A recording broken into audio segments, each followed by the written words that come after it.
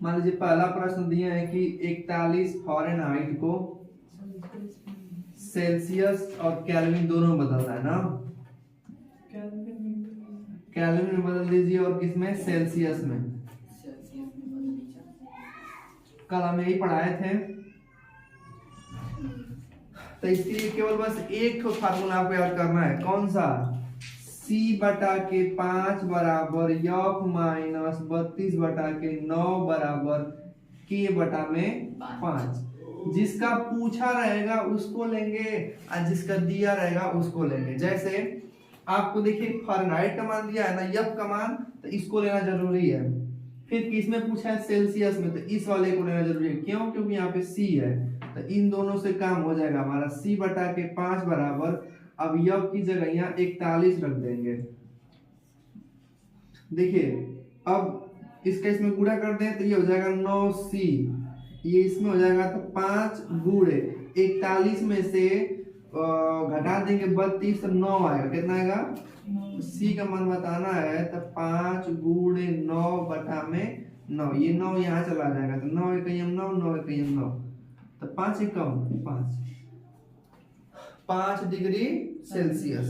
अब आइए ये हमारा पहला आ गया। अब दूसरा क्या पूछे हैं कि इसी को ना किसमें बदल दीजिए, केल्विन में। किसमें, केल्विन बदल दीजिए। तो हम जानते हैं कि इसको इन दोनों को ले लेंगे ना, तो F माइनस 32 बटा के 9 बराबर K बटा में 5 कर देते हैं। F की जगह हम क्या रख देंगे, उसको क्या बोलते हैं, 41 को। 41 बटा के ये माइनस हो जाएगा, ये 9 बराबर K बटा में 5। घटाएंगे कितना आ जाएगा, 9 आएगा नहीं आएगा, 9 बटा के 9 और K बटा के 5, तो 9 से 9 कट गया एक बार में, तो 5 एकम 5, मतलब कि 41 केल्विन भी होगा, ठीक ना। मतलब K का मान 5 आ रहा है, यहाँ C का मान 5 आ रहा है। तो 41 फ़ारेनहाइट में 5 डिग्री सेल्सियस और 41 फ़ारेनहाइट में 5 केल्विन। दिक्कत यही है क्या, मतलब इसका मान समान आता है केल्विन और फ़ारेनहाइट में। लगा दीजिए। आज इस चैप्टर से संबंधित हम लोग प्रश्न सॉल्व करते हैं, ठीक ना।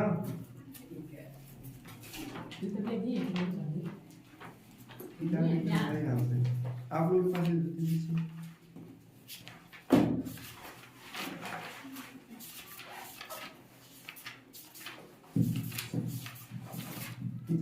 पूरा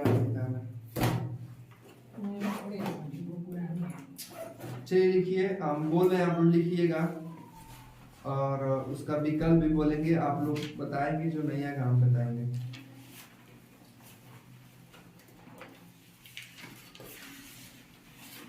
लिखिए पहला,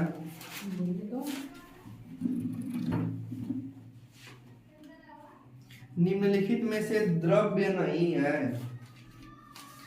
निम्नलिखित में से द्रव्य नहीं है। कुछ महत्वपूर्ण प्रश्न है, 10-20 से दूर सब करवा दे रहे हैं। अब द्रव्य पूछा है तो आपको पता होना चाहिए ना कि द्रव्य कहते किसे हैं। तो द्रव्य का मतलब पदार्थ, वह चीज जो स्थान घेरता हो, जिसमें भार होता हो, उसे क्या कहते हैं, पदार्थ या द्रव्य कहते हैं। तो हम जैसे मान लीजिए प्रश्न है कि निम्न में द्रव्य नहीं है, निम्न में द्रव्य नहीं है। अब कौन नहीं है, आपको विकल्प दे रहे हैं, लिखिए कांच, दूसरा है लकड़ी, तीसरा विकल्प है वायु और चौथा विकल्प है प्रकाश। बताइएगा, प्रकाश, प्रकाश में भार नहीं होता है, ठीक ना। लकड़ी को भी वजन करते हैं, कांच को भी कर सकते हैं, वायु को भी वजन कर सकते हैं, लेकिन प्रकाश ही है, एक द्रव्य नहीं है। कोई दिक्कत नहीं। अगला, गैस, गैस द्रव्य की वह अवस्था है जिसका अब में आपको 4 विकल्प मिलेगा, ए बी सी डी। गैस द्रव्य की वह अवस्था है जिसका, अब क्या जिसका, तो हम लिख दे रहे हैं, आप लोग बताइएगा। आकार आयतन दोनों निश्चित होता है, आकार और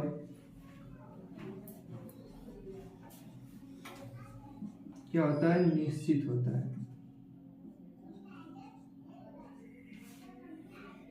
दूसरा है कि आयतन निश्चित, कोई बोलेगा नहीं, हम पूछेंगे। आयतन निश्चित और आकार अनिश्चित। सर पापा का फोन उठा ले। बतिया लो जाओ। हेलो। अनिश्चित। हाँ पापा। बाहर जाओ, बतिया लो, बाहर जाओ। इसमें दिया है कि हाय पापा। आकार और आयतन अनिश्चित। ये ठीक है। चौथा दिया है कि आकार अनिश्चित,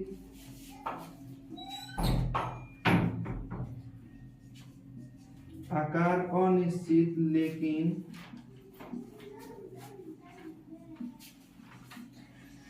आयतन निश्चित। बोलिएगा, इनमें से गैस कौन है? आकार और आयतन दोनों अनिश्चित होते हैं। हाँ, 3 नंबर ना। पहला दिया है कि आयतन और आकार निश्चित, गलत बात है, ये ठोस में होता है। आयतन निश्चित और आकार अनिश्चित, ये द्रव की बात है ना।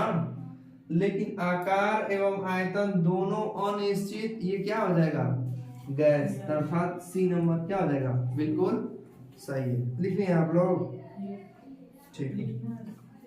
अगला है, लिखना है इसको। निम्नलिखित में किस पदार्थ में ऊर्ध्वपातन होता है? चलिए,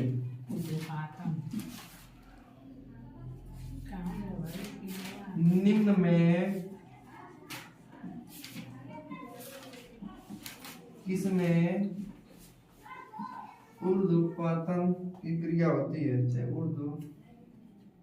ऊर्ध्वपातन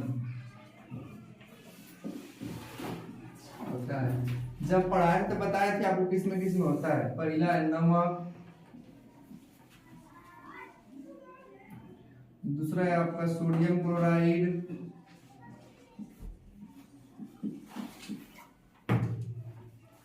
तीसरा है आपका चीनी, और चौथा विकल्प है आपका अमोनियम क्लोराइड। Ammonium chloride. बताइए, इसमें से कौन सा ऐसा पदार्थ आप जानते हैं जिसको गर्म करेंगे तो उस पिघलेगा नहीं, बल्कि किस में बदल जाएगा, गैस में। ठोस में, सॉरी गैस में। बदलेगा नहीं, बदलेगा नहीं, इनमें से कौन सा ऐसा है जिसको गर्म करेंगे तो वो द्रव नहीं होगा, सीधे गैस में बदल जाएगा? हाँ, अमोनियम क्लोराइड, NH4Cl। सूत्र लिख लीजिएगा, NH4Cl। यह एक ऐसा पदार्थ है जो गर्म करने पर क्या होता है, ठोस तीमारे जैसे, द्रव तीमारे। क्या पूछे हैं? अंतराण्विक। अंतराण्विक बल सबसे अधिक किसमें होता है ना। विकल्प है आपका ठोस, द्रव, गैस, और तीसरा विकल्प दिया है आपका द्रव गैस दोनों में। द्रव का गैस दोनों में। बताइएगा, अंतराण्विक क्या कहलाता है? मतलब जिसके कण काफी पास। हाँ, माने द्रव्य का वह स्वरूप जिसको बनाते समय जो उसके कण है वो काफी नजदीक रहेंगे। तो किसमें सबसे नजदीक पाए जाते हैं? ठोस में। ठोस में सबसे नजदीक पाए जाते हैं। और सबसे अधिक किसमें पाए जाते हैं? गैस में सबसे दूर पाए जाते हैं। इसीलिए ना तो गैस बहुत ज्यादा तीव्र गति से वो विस्थापित होती है, माने एक जगह से दूसरी जगह फैलती है, लेकिन द्रव फैलता है लेकिन ठोस से अधिक। और सबसे कम कौन फैलता है? ठोस फैलता है। गैस सबसे ज्यादा गति करता है। चलिए आगे लिखिए। तो निम्न में स्थान घेरता है, निम्न में कौन स्थान घेरता है? अगला प्रश्न होगा निम्न में कौन स्थान घेरता है? निम्न में कौन स्थान घेरता है? विकल्प दें?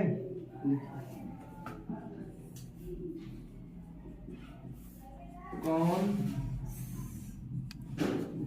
स्थान घेरता है? पहला विकल्प है ठोस, दूसरा विकल्प है द्रव, तीसरा विकल्प है गैस और चौथा विकल्प है द्रव ठोस गैस। बोलिए इसमें से कौन सही है? सभी स्थान घेरते हैं। हाँ, स्थान घेरने की बात आएगी तो आपके मन में आ रहा हो सर खाली केवल ठोस मार के आएंगे तो गलत हो जाएगा, द्रव मार के तब पर भी गलत हो जाएगा। तीनों ना। अब इस मान लीजिए आप कोनो चीज लेंगे ठोस में तो वो भी स्थान घेरेगा, द्रव भी घेरेगा और गैस भी स्थान घेरेगा। ठीक, सही है। चलिए एक और। निम्न में किसका आयतन निश्चित नहीं होता है? नहीं गैस। अरे पहले विकल्प भी तो सुन लो। निम्न में किसका आयतन निश्चित नहीं होता है? आपको बताना है कि इनमें से किसका आयतन निश्चित नहीं है। हम आपको विकल्प दे रहे हैं, विकल्प लिखिए। जल, बर्फ और जलवाष्प, उसके बाद हो जाएगा जल एवं बर्फ। ये पहला विकल्प है, दूसरा है, तीसरा विकल्प है और हम चौथा विकल्प दे रहे हैं जल और। इसमें से किसका आयतन निश्चित नहीं होता है? तो आप जानते हैं कि गैस का आयतन निश्चित नहीं होता है। तो आप अपने दिमाग से समझिए कि मैं गैस अवस्था में कौन है? जल या एक द्रव अवस्था में है, बर्फ ठोस अवस्था में है, जलवाष्प या एक गैसीय अवस्था है। जल एवं बर्फ तो कब होवे नहीं करेगा। इसका राइट आंसर क्या हो जाएगा? हाँ, जल वाष्प। ऐसे ही विकल्प को छांटते हैं, विकल्प देख करके उसका सही उत्तर बनाते हैं।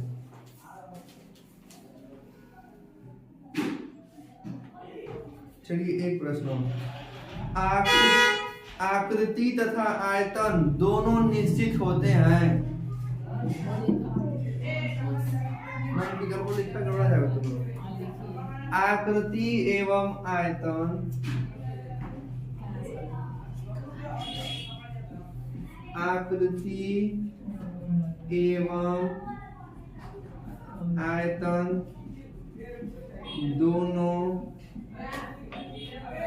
निश्चित होते हैं। अब आपको बताना है कि किसका आकृति आयतन निश्चित होता है। हम आपको विकल्प दे रहे हैं।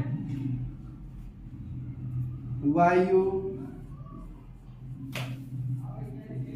दूसरा विकल्प है पारा, तीसरा विकल्प है जल, चौथा विकल्प है लकड़ी का गुटका।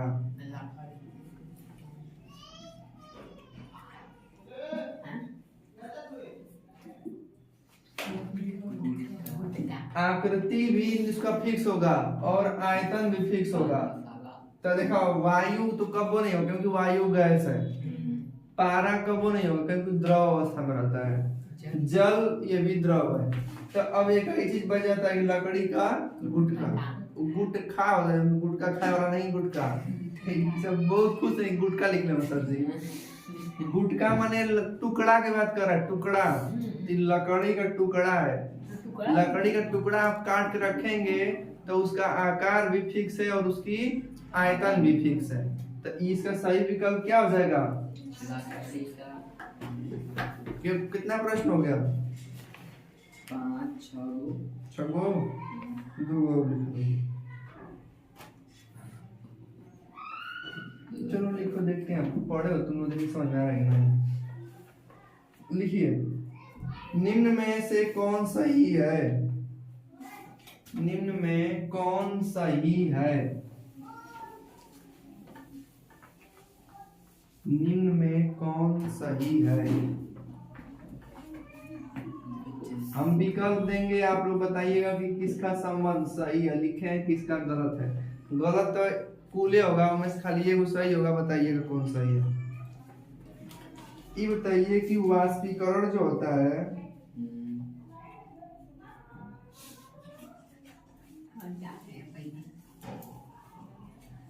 वाष्पीकरण कब बनता है? तो कहेंगे कि वाष्पन प्लस संघनन से। आधा ना है बीचों में। फिर अब बताइए क्या जो वाष्पीकरण होता है यह क्वथन प्लस संघनन को कहते हैं। क्या जो आसवन होता है यह क्वथन प्लस संघनन को कहते हैं, या जो आसवन होता है यह गलन प्लस क्वथन को कहते हैं। इनमें से 2-3 गो गलत है और एक गो सही है, बताइए।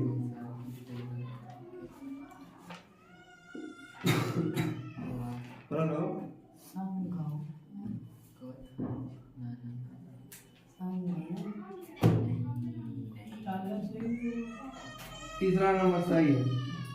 आसवन जो होता है ना, क्वथन फिर संघनन को क्या कहते हैं? आसवन। ठीक है, इस चैप्टर का केवल लास्ट प्रश्न एक थे। अंतर आणविक आकर्षण बल नगण्य होता है किसमें? सही। नगण्य का मतलब नहीं। देखा, जैसे मान लीजिए